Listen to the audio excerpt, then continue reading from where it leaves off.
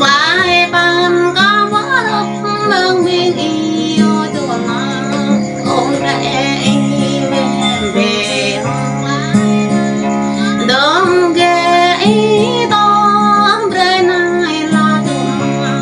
đông bộ in đôi bre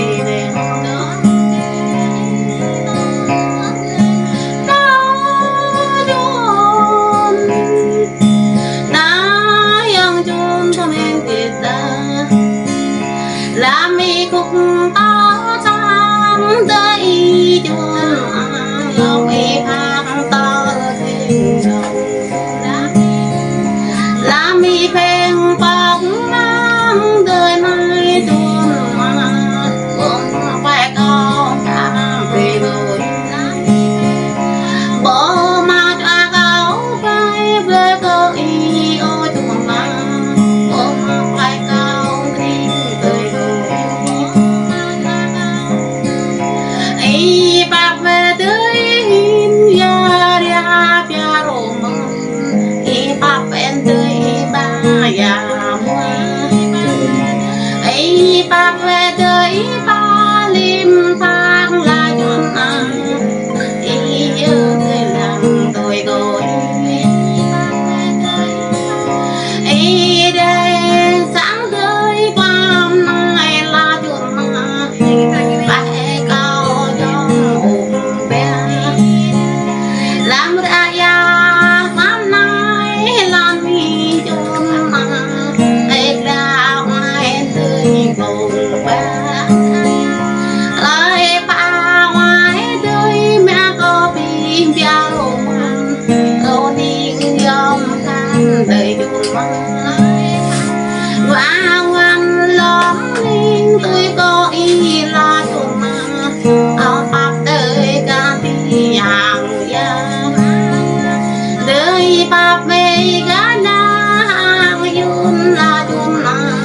ý tôi ở đây chỉ xa chọn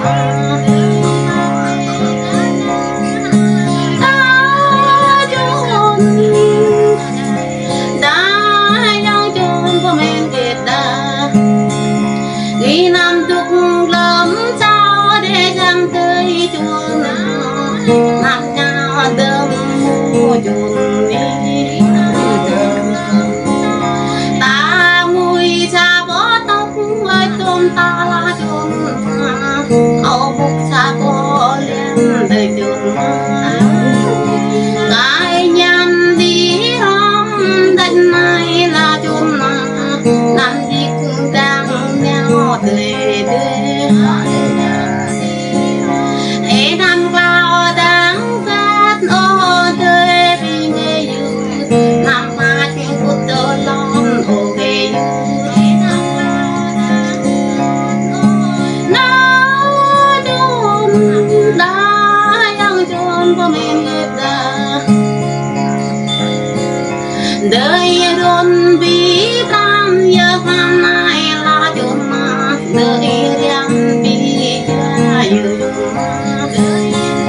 đời ra về bút giờ này là chôn mà đời đi lúc